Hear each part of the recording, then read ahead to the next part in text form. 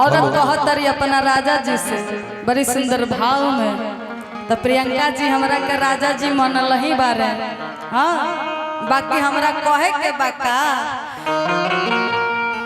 कि कैसन मोहब्बत कैला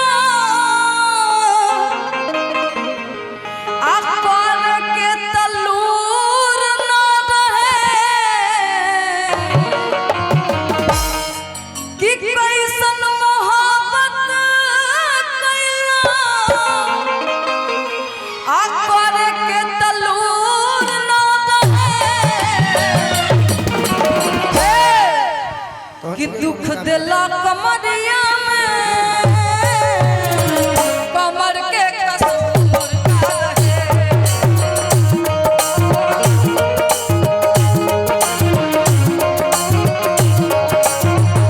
दुख दिला कमरिया में कमर के कसूर का रहे।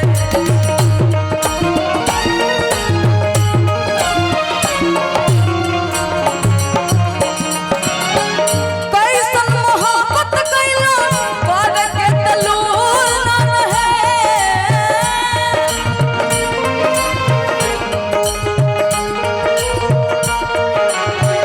कैसन मोहब्बत कैला कर के तलूर न रहे।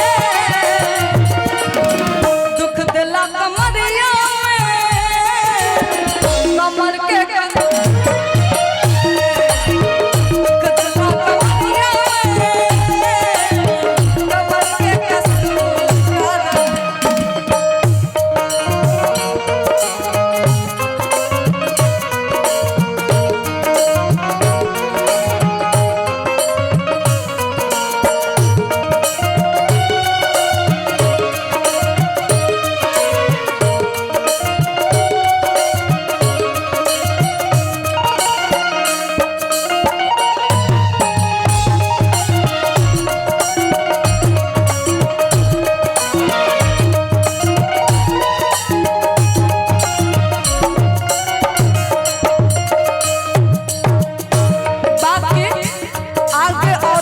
सुंदर भाव में अपना राजा जी से अपना सैया जी से कह तरीका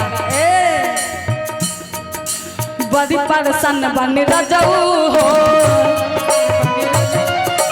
हम तो हरण बनी रजऊ हो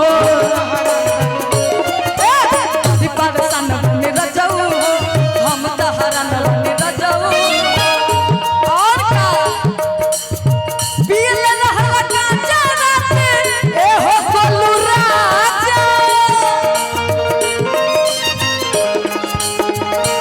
पियल रहला काचा ए हो बोलू राजा चढ़ल सुरूर रहे। बाबा जी की तरफ से बहुत सारा प्यारा आशीर्वाद पुरस्कार है, बहुत बहुत धन्यवाद।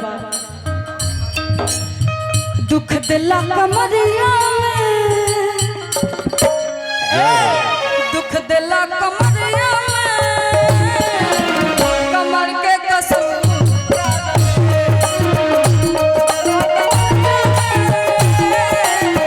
कमर के कसूर का रहे। हम उनसे मोहब्बत करके दिन रात सनम रोते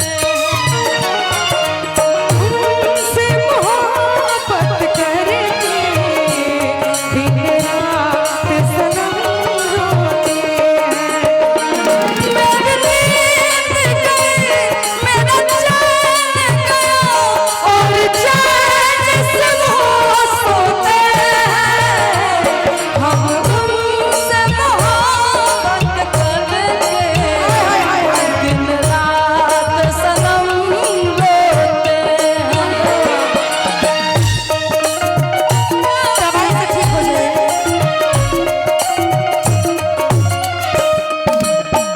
और का वाह वाह वाह बड़ी परेशान बनी रजऊ बड़ी परेशान बनी रजू हम तो हरण बनी रजऊ हरण बनी रजू बड़ी परेशान बनी रजऊ हम तो हरण बनी रजऊ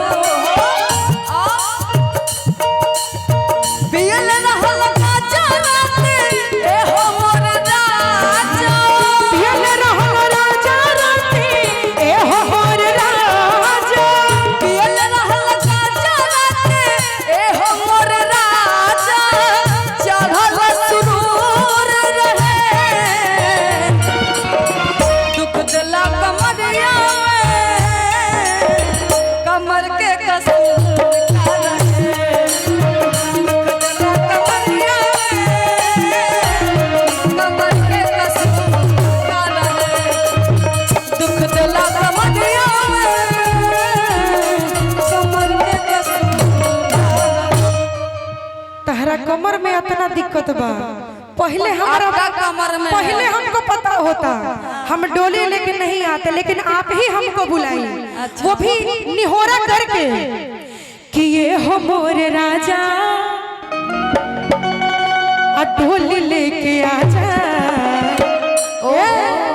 तू ही बोला बोलू ए हो मोर रानी अब बहिया में आनी। ना ना आनी ना ओइनी तब न दुखाए कि ए हो मोरे राजा डोली लेके आजा। डहके जवानी हमर बात फरिया जा।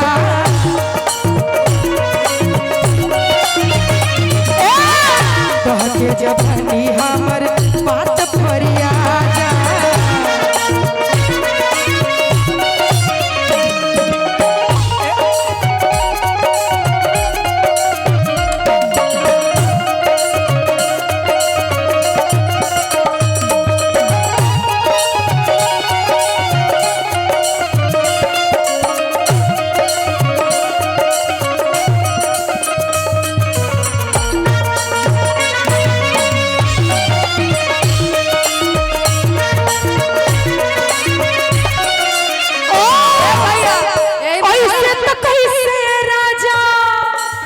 बोले बोले रोहेलो अकेले घरवा में पगलिए ने पागल रहेले।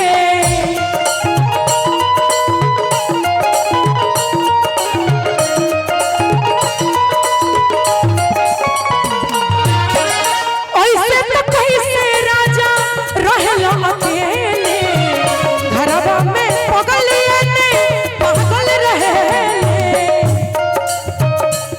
और का फल बट ताजा आके सधा जा। फल बट ताजा आके सधा जा। डहके जवानिया बात फरिया जा। डहके जवानिया के बात फरिया जा। डहके जवानी हमर बात फरिया जा।